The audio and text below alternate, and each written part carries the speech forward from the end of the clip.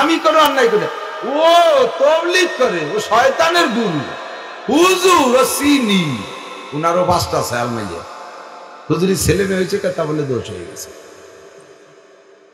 হুজুর রাও বিয়ে করে পয়লা মার দিচ্ছে এই জায়গা।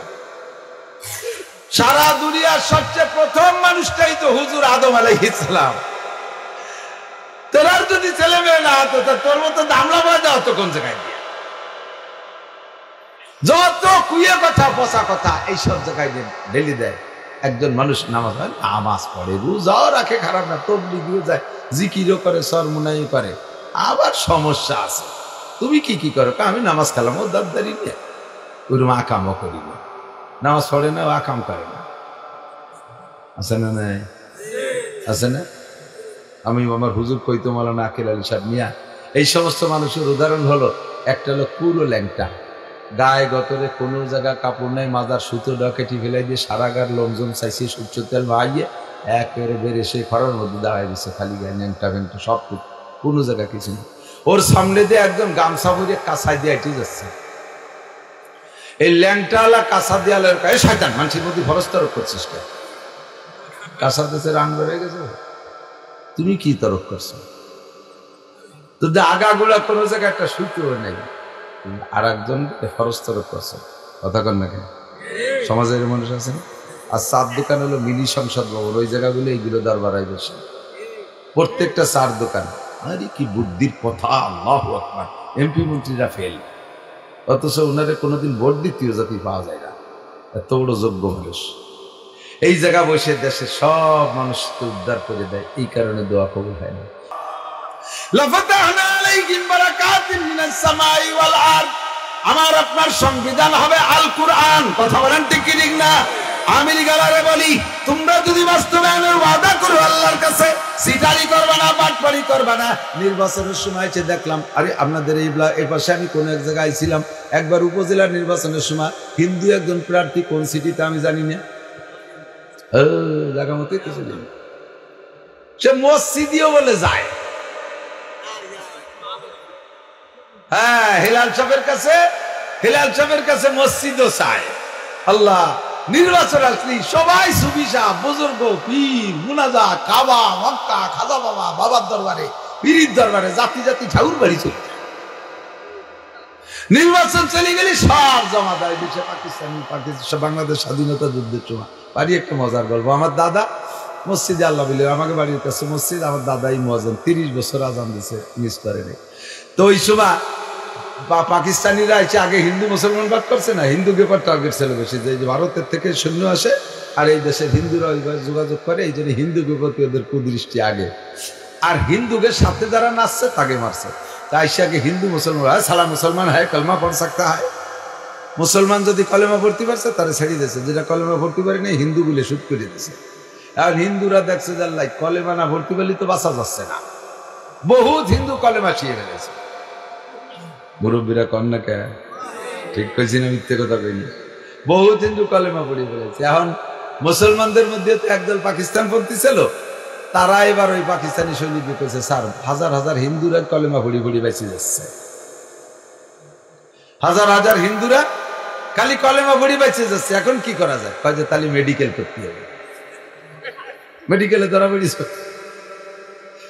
এত তাড়াতাড়ি আজাম কাবদার পাবে কোন জায়গা? মেডিকেলে চাই যদি এখন ওরা চিন্তা চাল্লাই, মেডিকেলে নামলি তো ধরা খেয়ে যাবে, তালি বাসার কি উপায়? তালি বাসার উপায় হলো টুপি পাগড়ি জামা জুব্ব করে মসজিদে গেলি তাকে মেডিকেল করে না, নামাজ পড়লি।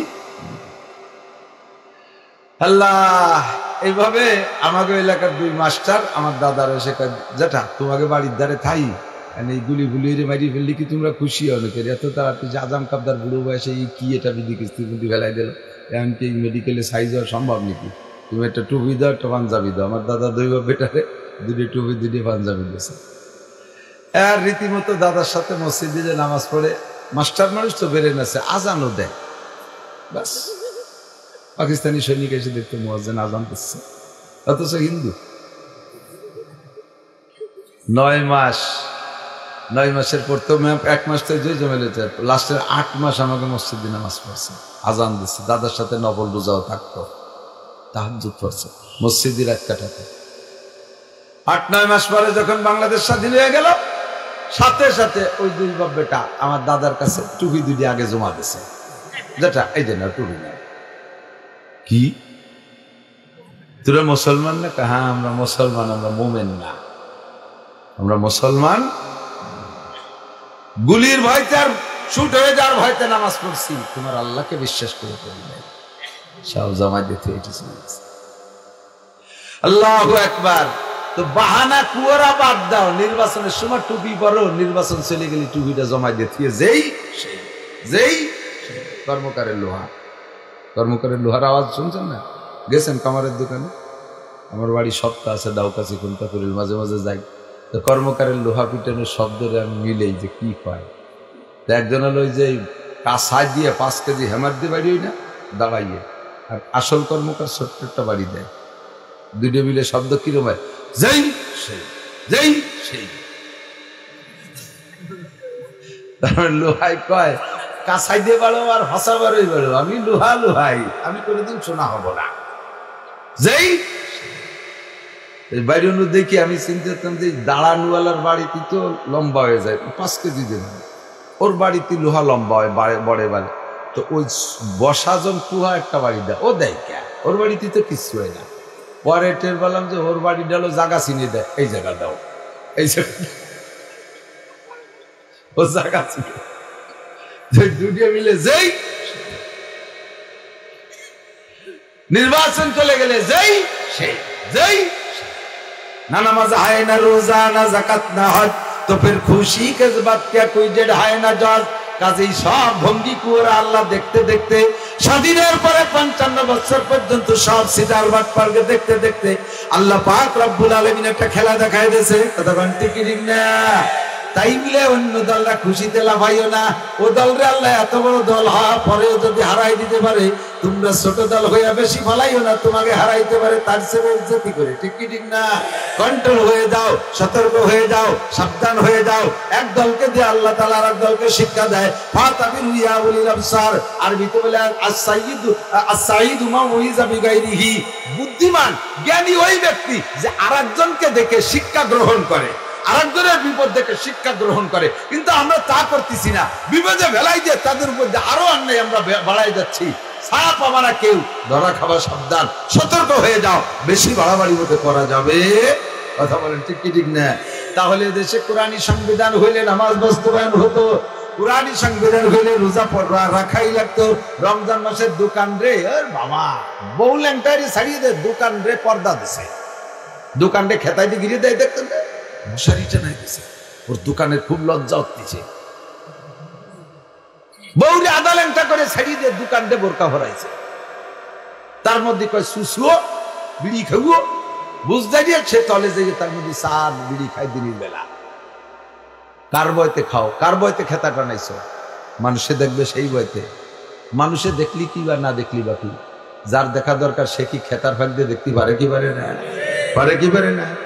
রমজান মাসে রোজাকে বাস্তবায়ন করো, সব রেস্টুরেন্ট দোকানপাট বন্ধ করে দাও, সমস্ত হাই স্কুল থেকে মেয়েদেরকে আলাদা করে দাও, মেয়েরা এক জায়গায় পড়বে, ছেলেরা আলাদা জায়গায় পড়বে, খাস পর্দা থাকবে। বিশ্ববিদ্যালয়ে মেয়ে পড়বে, মেয়েদের বিশ্ববিদ্যালয়ে এক জায়গা, ছেলেদেরটা আলাদা করে দাও। এমন করে গার্মেন্টস এর মধ্যে ভাগ করে দাও, পর্দা বাস্তবায়ন করো, আল্লাহর কোরআনী হুকুমত বাস্তবায়ন করো। যদি রহমত নাজিল না হয়, আমি 40 দিনের একটা মেয়াদ দিলাম, এই এক চিল্লার ভিতরে যদি জগতের অবস্থা পরিবর্তন না হয়, জীবনে কোনোদিন ওয়াজের মাঠে আসবো না। আমার আল্লাহ কালা ফাতাহনা আলাইহিম বারাকাতুম মিনাস সামাই ওয়াল আরদ, আসমান জমিন থেকে রহমত আর বরকতের দরজা খুলে দেব। সরকারের কাছে দাবি থাকলো, এদিক তাকান, এবার সরকার যদি এটা বাস্তবায়ন না করে সাংবিধানিক ভাবে, তাহলে কি আমরা নামাজ পড়বো না? কথা বলেন, পড়বো না? আমাদের এই ডক্টর ইউনূস সাহেব বড় সরকার না আল্লাহ? ফিরাউন বড় সরকার না আল্লাহ? নমরুদ বড় সরকার না আল্লাহ? কারণ হামান বড় না আল্লাহ? আরে দুনিয়া রাজা বাচ্চা বড় না আল্লাহ? রাজা বাচ্চার ধুলাইতে লাঠির ভয়তে নামাজ পড়বা, সেই ভয়তে রোজা রাখবা, আল্লাহর হুকুমে কেন রাখবা না, নামাজ পড়বা না? আল্লাহু আকবার। চলে আসো। আমার কোরআনে কারীম আল্লাহ পাক রব্বুল আলামিন শুধু নামাজের জন্য পাঠায় নাই, শুধু রোজার জন্য পাঠায় নাই, শুধু রমজান মাসে তিলাওয়াতের জন্য পাঠায় নাই।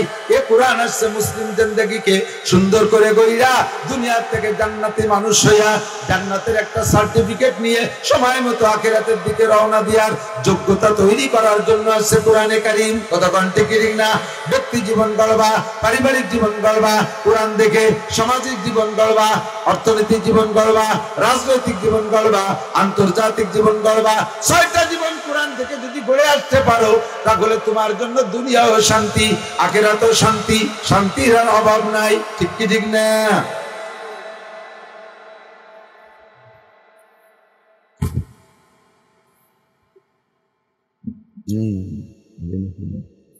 এর মধ্যে চার হচ্ছে আড়াই গেলে আপনার দোষ হবে, নেবে আর দোষ হবে।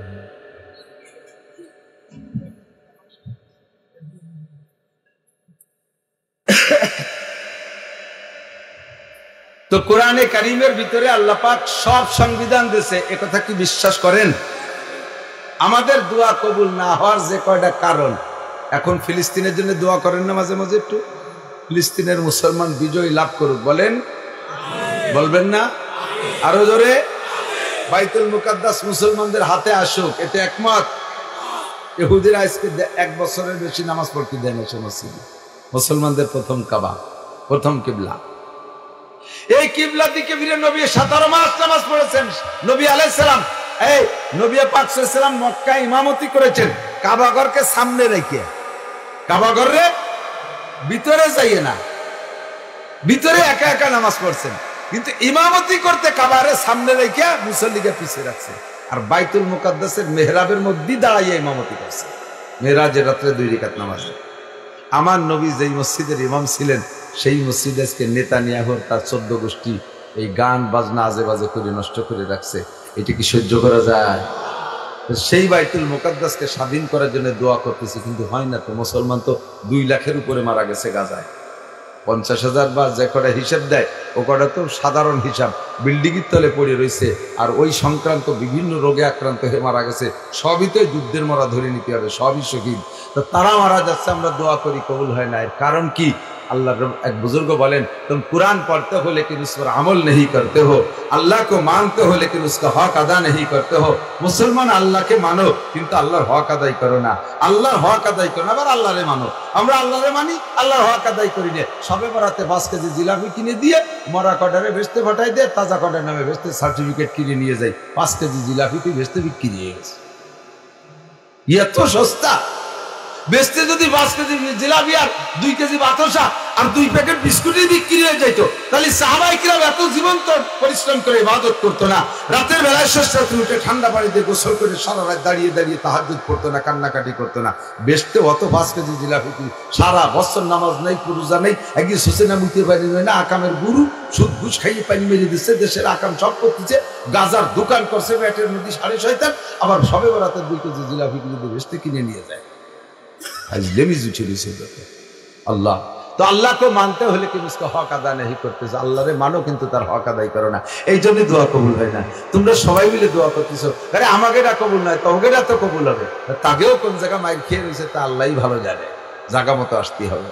2 नंबर, तुम कुरान पढ़ते हो लेकिन उस पर अमल नहीं करते हो। कुरान रे मुखे मुखे पढ़ो किंतु कुरानेर पर अमल करो ना, कुराने जा बोले मानो ना। कुराने नामाज पढ़ते कয়, कुराने पर्दा करते कয়, कुराने आइल छेदते निषेध करे, कुराने জাল তোলে নিষেধ করে, জিনা নিষেধ করে, বেপরদা নিষেধ করে, পরের হক মারতে নিষেধ করে, মিথ্যে কথা বলতে নিষেধ করে, গালাগালি কাজাকাজি করতে নিষেধ করে। এ কুরআনের হুকুম মানো না, কুরআন পড়ো কিন্তু কুরআনের पर अमल करो ना। 3 नंबरे तुम आशिक रसूल का दावा करते हो लेकिन सुन्नत रसूल की पैरवी नहीं करते हो। उम्मत रसूल बोले दाबी करो তুমি নবীর উম্মত। আমরা জোরে বলেন আমরা নবীর সত্যই তো নাকি বলেন? বিশ্বাস আছে না? না, কিন্তু উম্মত বলে দাবি করি কিন্তু সুন্নাত কোন জায়গা নাই। তো কো যাবা সুন্নতে আহমদ কো যা বা মুহাম্মদ কাইবুয়াত নিসবত তুরা, তুমি কোথায় আর নবীর সুন্নাত কোন জায়গা? একটা সুন্নাত আগাগোড়া কোন জায়গা খুঁজে পাওয়া যাবে না। আবার আল্লাহর কাছে মুনাজাত করতে বসে থাকে, এই জন্য দোয়া কবুল হয় না। 4 নম্বর দোয়া কবুল না হওয়ার কারণটা কয়ে যাই। 4 নম্বর কারণ হলো এদিক তাকান, तुम शैतान को लानत करते हो लेकिन खुद शैतानी काम करते हो। शैतान रे सबाई गालागाली करे, शैतान रे सबाई गाली देय। ওসে এই হিন্দু বুদ্ধ খ্রিস্টান কাফেররাও শয়তানের গালি দেয়। আবার শয়তানি কামটা নিজেই করো, মদ খাও, গাঁজা খাও, বিড়ি খাও, ধরা পড়লি বেড়া এই তুই এই কাজ তুই করলি, কাজা আমি কি কই করিনি, কি শয়তানে করাইছে। শয়তানকে বক্সিং দিয়ে দাঁত ফেলাই দেবে। নিজে আকাম করে আরে দোষ দাও আমার না, ধরা না পড়লি তো বেঁচে দিতে, সে সময় আমারও দোষ দিতে না, তুমি দোষী হতে না। शैतान का क्या हंसियाते हैं मुझे हजरत इंसान पर, पहले बदो खुद करे लानत करे शैतान पर। आदम জাতির উপরে বড় হাসি লাগে আমার, আকাম নিজি করে দোষ দেয় আমার। কথা কর না কেন? আকাম নিজি করে দোষ দেয়, জিনা করে নিজি দোষ দেয় আমার, বিড়ি খাই নিজি দোষ দেয়। আমি তোর বিড়ি কিনে দিছি নাকি? হ্যাঁ, তুই তো নিজি কাজা কিনে খালি, আবার আমার দোষ দিস কেন? 4 নম্বর কারণ এই জন্য তোমার শয়তানের উপরে যখন দোষটা চাপাই দাও, নিজেকে দোষী মনে করো না, আর নিজেকে দোষী না মনে করলে তওবা করো না, আর তওবা না করলে তুমি আল্লাহর কাছে ক্ষমা পাইবে না, তোমার কোনো দোয়া কবুল হবে না। হারাম খাইয়া দোয়া কবুল করলে দোয়া করলে দোয়া কবুল হয় না। হারাম তুমি খেয়ে যাচ্ছ অথচ দোয়া করতেছো, এই জন্য দোয়া কবুল হয় না। 5 নম্বর দোয়া কবুল না হওয়ার কারণ হলো तुम अपने आइब की तरफ नजर नहीं करते हो, दूसरे के आइब ढूंढ जगह मत चले ऐसी, अपने आइब की तरफ नजर नहीं करते हो, दूसरे के आइब ढूंढते हो। एनी मैन एवरीबॉडी, প্রত্যেকটা মানুষের স্বভাব আমি বড় ভালো, আমি কোনো অন্যায় করে, ও তাবলীগ করে, ও শয়তানের গুরু হুজুর রসিনি, উনারও 5টা সাল মেয়ে হুজুরি ছেলে মেয়ে হয়েছে, কথা বলে দোষ হয়ে গেছে। হুজুর রবিয়ারে পয়লা মার দিছে এই জায়গা। সারা দুনিয়ার সবচেয়ে প্রথম মানুষটাই তো হুজুর আদম আলাইহিস সালাম। তোর যদি ছেলে মেয়ে না হতো, তোর মতো দামলা বাজা হতো কোন জায়গায় দিয়ে? যত কুয়ে কথা, পচা কথা এইসব জায়গায় ঢেলি দেয়। একজন মানুষ নামাজ পড়ে, রোজাও রাখে, খারাপ না, তাবলীগও যায়, জিকিরও করে, সরমুনাই করে, আবার সমস্যা আছে। তুমি কি করো? আমি নামাজ খেলাম, ও দাবদারি নিয়ে ওরকম আকামও করি না, নামাজ পড়ে না, ও আকাম করে না, আছে না? নাই আছে না? আমি আমার হুজুর কইতো মাওলানা আকিল আলী সাহেব মিয়া, এই সমস্ত মানুষের উদাহরণ হলো, একটা হলো পুরো ল্যাংটা, গায়ে গতরে কোনো জায়গা কাপড় নেই, মাজার সুতো ডকেটি ফেলাই দিয়ে সারা গার লোকজন চাইছে সূর্য তেল ভাইয়ে একেবারে বেড়ে সেই খরার মধ্যে দাঁড়ায় দিচ্ছে, খালি গায়ে ল্যাংটা ফ্যাংটা সব কোনো জায়গা কিছু নেই। ওর সামনে দিয়ে একদম গামছা ভরে কাঁচাই দিয়ে এটি যাচ্ছে, এই ল্যাংটাওয়ালা কাঁচা দেয়ালের কাছে শয়তান মানুষের মধ্যে ফরজ তরক করছিস কে? কাঁচা দেশে রান বেড়ে গেছে, তুমি কি তরক করছো?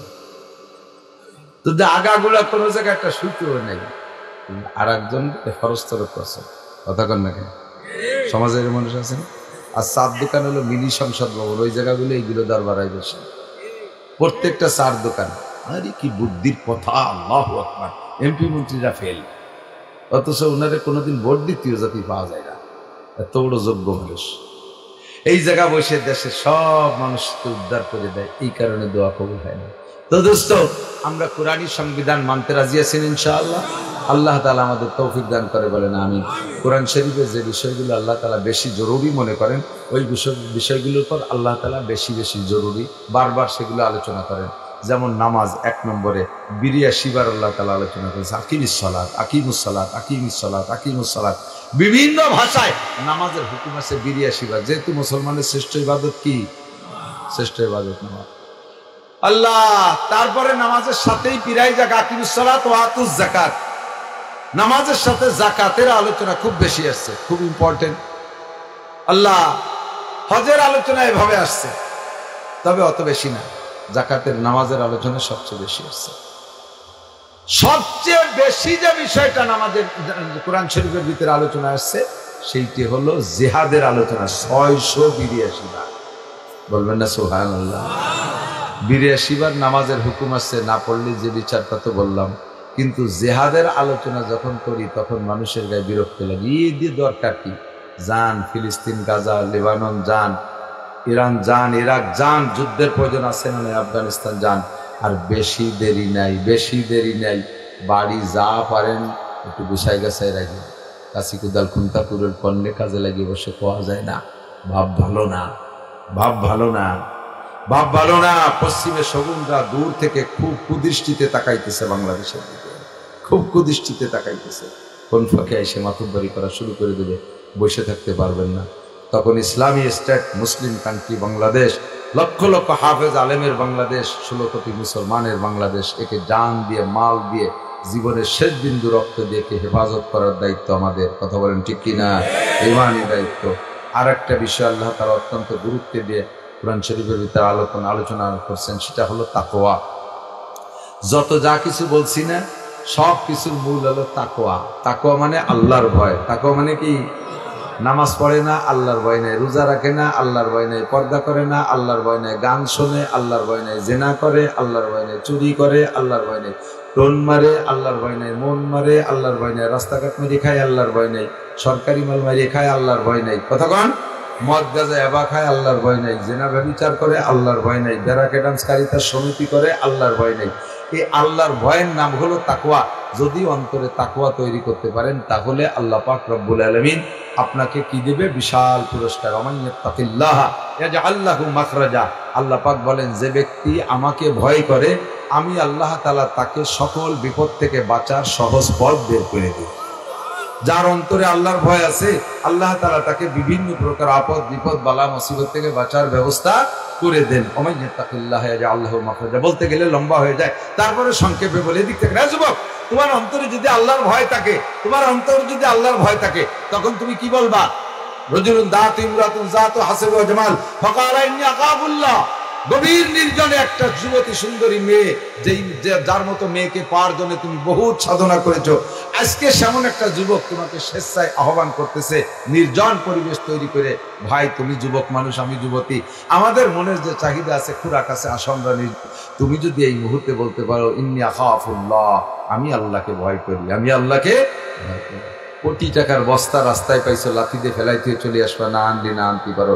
কিন্তু টলমুলে একজন যুবক, তাকে যদি একটা সুন্দরী মেয়ে ভাবে নির্জনে আহ্বান করে, আর সে জায়গায় সে আল্লাহকে ভয় পাই, এ কথা বলে চলে আসতে পারে, এইটি হবে জীবনের শ্রেষ্ঠ জিহাদ। ময়দানে যাইয়া কাফেরের মোকাবেলায় অস্ত্র দিয়ে লড়াই করা যতটা সহজ, এটা তার চাইতে বেশি কঠিন। কথা কোন ঠিক ঠিক না? আল্লাহু আকবার। আর এখান থেকে বাঁচার একমাত্র উপায় হলো ভিতরে আল্লাহর ভয় তৈরি করা। আমি মাঝে মাঝে বলি, গত 2 বছর আগে সম্ভবত গিয়েছিলাম ফরিদপুর। যুবক আমার দিক, ফরিদপুর গিয়েছি তো একটা মাহফিলে গেছি। এক মাহফিলের আমার খেদমত করতেছে একটা যুবক, পাতলা ফিসফিসে সাইডে দাঁড়িয়ে আছে, মাথায় টুপি ও পাগড়ি আছে, গায়ে তার বড় জুব্বা। আমি মনে করছি পাশে কোনো মাদ্রাসার ছাত্র হবে। খাই খেদমত সব শেষ, মাহফিল শেষে যখন গাড়িতে উঠবো, তখন ছেলেটা এসে বলতেছে, হুজুর আমার তো একটু পরিচয় নিলেন না, খালি খেদমতই নিলেন। আমি বললাম, হ্যাঁ বলো তো তোমার পরিচয় কি? কয়, হুজুর আমি হলে ফরিদপুর রাজেন্দ্র কলেজের ছাত্র, আমি মাদ্রাসায় পড়ি নাই কোনোদিন। আগাগোড়া দেখে আমার চোখ দিয়ে পানি চলে আসছে। আমি দোয়া দিলাম, আল্লাহ তোমার অনেক বড় করুক। অবশেষে বলতেছে, হুজুর আমি কোথায় থাকি, একটু আমার জায়গাটা একটু পা রেখে একটু বরকত দিয়ে যাবেন, একটু দোয়া দিয়ে যাবেন। মনেও চাইলো যে ঠিক আছে যাই একটু দেখে আসি। যাই দেখি ছেলেটা একা রুমে একাই থাকে, একটা রুমে একাই থাকে, আর কোনো নাই, একটা খাট আছে। ভিতরে চোখ দিয়ে উঁকি মেরে দেখি, ওর বিল্ডিং এর, ওর যে রুমটাই থাকে, রুমের সাইড দেওয়ালে বাংলায় লেখা আল্লাহ দেখে, সাদেও লিখে রাখছে আল্লাহ দেখে। আমি বললাম, তুমি লেখছো কেন? কয় যে হুজুর আপনি একদিন ওয়াজের মধ্যে বলেছিলেন গুনাহ করার সময় তুমি 3টে কথাকে মনে রাখবা, তাহলে গুনাহ থেকে ফিরতে পারবা। 1 নম্বরে, তুমি যে হালাতে গুনাহ করতেছো ওই হালাতটা কে দেখে? আল্লাহ দেখে। 2 নম্বরে আমাকে বলেছিলেন, আপনি বলেছিলেন যে গুনাহ করার সময় ফিকির করবা, তোমার এই গুনাহটা হুবহু ফেরেশতারা এখন লিখতেছে এবং ভিডিও করতেছে। এই কথাটা মনে করো, এটা একদিন খুলে দেওয়া হবে, একদিন খুলে দেওয়া হবে। 3 নম্বরে মনে করতে হবে, আমি যে গুনাহ করতেছি, যুবক যুবতী, রাতের বেলা ফেসবুক, ইউটিউব, ল্যাংটা ছবি আজে বাজে যা দেখো, আর যত দড়ি দরবার করো, যত অন্যায় করো, ফিকির রাখতে হবে যে আমার এই অবস্থায় মরণ হতে পারে। বুঝে নাই? যে হালাতে আমি যে গুনাহ করতেছি ওই হালাতে আমার মরণ হতে পারে কি পারে না? গান গাইতেছি, মরণ হতে পারে। কানের মধ্যে মোবাইলের খিল লাগাইতে মমতাজের গান শুনতেছো আর ঘুমোচ্ছ, ওই হালাতে তোমার মরণ হতে পারে। তাহলে তুমি চিন্তা করো মরণটা কেমন হলো তোমার। হুজুর যেদিন আপনি এই কথা বলছেন, এমনি তো মনে আনতে পারি না যে আল্লাহ দেখে, তাই তো এই রুমের ভিতরে একা থাকি, একা একা অনেক প্রকারের গুনাহ করা সম্ভব। আমি যুবক মানুষ, তখন যখনই গুনার কোনো ফিকির আসে, কোনো না কোনো একটা ওয়ালের দিকে আমার চোখ পড়বেই, আর সেখানে লেখা দেখি আল্লাহ দেখে। যখন দেখি যে আল্লাহ দেখে, তখন আর আমি আর গুনাহ করতে পারি না। শীতে শুয়ে রয়েছে, আমার ভিতরে গুনার শৌক জাগছে, তখন উপর দিক তাকায় দেখি আল্লাহ দেখে। ওরে আল্লাহ, আল্লাহ দেখে তো আমি কিভাবে গুনাহ করবো? এই ভয়টার নাম হলো তাকওয়া। ভয়টার নাম কি? তাকওয়া। এমন তাকওয়া যদি ভিতরে তৈরি হয়ে যায়, আল্লাহ তাআলা মহা মহা বিপদ থেকে তোমাকে বাঁচার ব্যবস্থা করে দেবে। ইউসুফ আলাইহিস সালাতু ওয়াস সালামকে জুলাইখা আটকাইছে কেমন জায়গা কোন? শুনেছেন তো কিসসা? আমি মাথায় দুই চারটে কথা বলে চলে যাচ্ছি। মানুষের স্বাভাবিক ঘরের দরজা বাইরে দিয়ে তালা দেওয়ার ব্যবস্থা, ভিতর দিয়ে খিল, খিল কয় তো নাকি, সিটকেলি খিল যা বলে, এক এক এলাকা এক এক রকম ডাসা। তো বাইরে ভিতর দিয়ে তালা দেওয়ার ব্যবস্থা খুব একটা থাকে না, ইদানিং অনেক প্রকার হয়েছে, এক সময় এগুলো ছিল না। তো জুলাইখার বিল্ডিং এর 7টা দরজার বাইরে দিয়ে তালা দেওয়ার ব্যবস্থা, ভিতর দিয়ে খিল। উনি ইউসুফ আলাইহিস সালামের অবস্থা জানে, তার ঈমান আর তাকওয়া যায় না যে তাকে যে কাজে অ্যাটাক করতে যাচ্ছি, ও যদি ভিতর দিয়ে খিল দেয় তাহলে খিল খুলে খুলে বেরোয় যাবে। এই জন্য আগে মিস্ত্রি এনে ভিতর দিয়ে তালার ব্যবস্থা করছে। তালা দিয়ে থবো বেরোতে পারো না, চাবি তো আমার কাছে। এভাবে তালা 7টা দিয়ে ভিতরে যাই আটকাইয়া ইউসুফ আলাইহিস সালামকে ডেকে নিয়ে, সুন্দরী যুবতী, সেও বিশ্ব সুন্দরী, এমনি মিশরীরা তো সুন্দরী বেশি, বিশ্বের ভিতরে সবচাইতে সুদর্শন হলো মিশরীরা।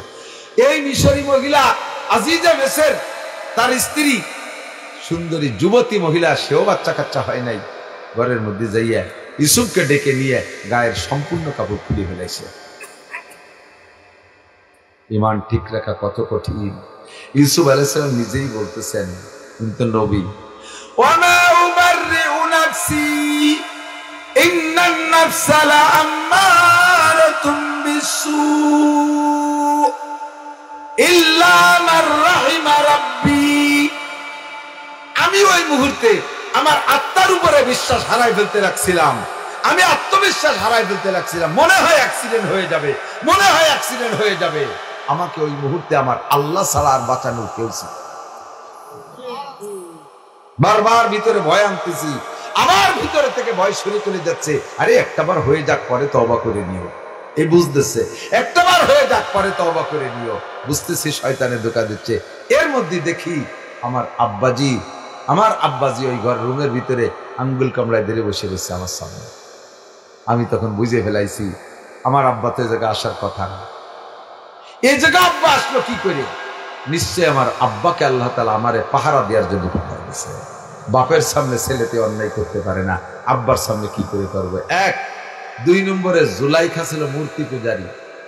এই মূর্তির মুখ, জুলাইখা ওই রুমের মধ্যে মূর্তি আছে, ওই মূর্তির মুখরে মাথারে কালা কাপড় দিয়ে চোখ বেঁধে দিয়ে দিয়েছে।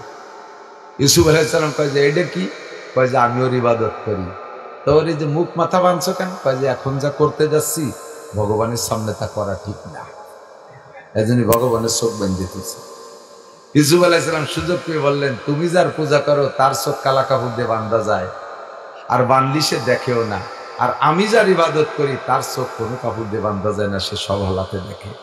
তোমার এই মাটি মূর্তির সামনে যদি এ কাম না করা যায়, আমার আল্লাহর সামনে এ কাম করা যায় না। কই মারছে দৌড়, ভয় আল্লাহর ভয়। কার ভয়? কার ভয়? আল্লাহ পাক ব্যবস্থাও করে দিয়েছে, আল্লাহর ভয়ে দৌড় মারছে।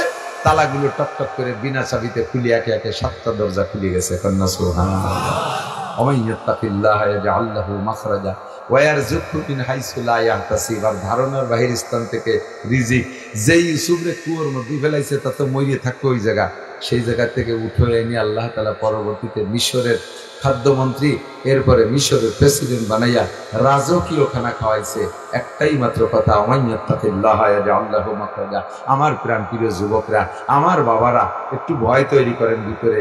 সুদে কারবার আছে নাকি? সুদে কারবার করেন, ছেড়ে দেন, একটু আল্লাহরে ভয় পান। কয়দিন করে খাবেন বলেন? কয়দিন করে খাবেন?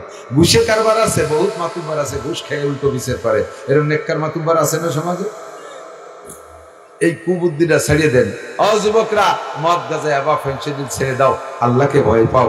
মেয়েরা মা বোনরা নামাজ কালাম পড়ো, আল্লাহকে ভয় পাও। মাল্লাম ইয়াখাফিল্লাহ লাম ইয়াখাফিন নাস। যে আল্লাহকে ভয় পায় না সে মানুষকেও ভয় পায় না। কাজে আমরা আর ভয় দিয়ে কি হবে?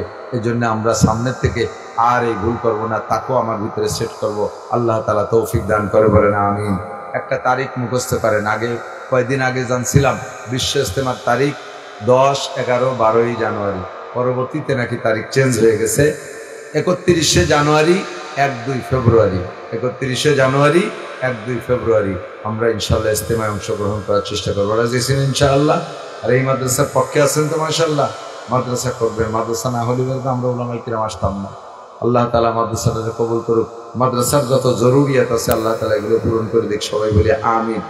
আর হজে যাওয়ার নিয়ত যদি করে থাকেন, আমি একটা হজ বুকিং নেই, আমার দিক তাকান, একটা হজ বুকিং। তবলিগি যারা যান মুরব্বীরা একটু সাক্ষী দেন, কেউরে যদি তবলিগি সিল্লে দেওয়ার জন্য তশকিল করে ফেলেন, তাহলে আপনারা কি নেন? উসুল নেন না?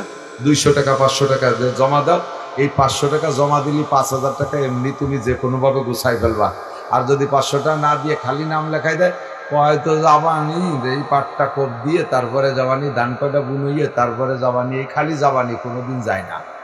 500 টাকা জমা দিলি তারপরে থেকে যাওয়ার সিদ্ধান্ত পাকা করে ফেলে, যা থাকে কপালে, ছাগল বেচ গরু বেচ আমারে 5000 টাকা দে। সেম আপনি হজের নিয়ত করেন, উমরার নিয়ত করেন, ইনশাআল্লাহ আপনি এর জন্য হালকা একটু বুকিং দেন, হালকা একটু বুকিং দেন, আল্লাহ পাক আপনার বাকি টাকা জোগাড় করে দেবে। যাবেন না হজে? যাবেন না? নিয়ত করেন না হজে যাবেন না? হজে যাবেন তো ইনশাআল্লাহ? কার কার নিয়ত আছে হজে যাওয়ার জন্য? টাকা দেন আর না দেন, হজের নিয়ত করেন, টাকা দেন আর না দেন, হজে যাবেন তো ইনশাআল্লাহ? আমি যাই আপনাদের ফকিরহাটের মাওলানা আমির আলীর সাথে অত্যন্ত সুন্দর সার্ভিস দেয়। আমি অ্যাড দেওয়ার জন্য বলছি না, সত্যি ভালো। আমি আমির গেছে 3 বার, আমার ছেলেকেও মাঝে মাঝে পাঠাই তার সাথে, কেউ গেলেও তার সাথে আমি পরামর্শ দিই, যথা সুন্দর সার্ভিস দেয়।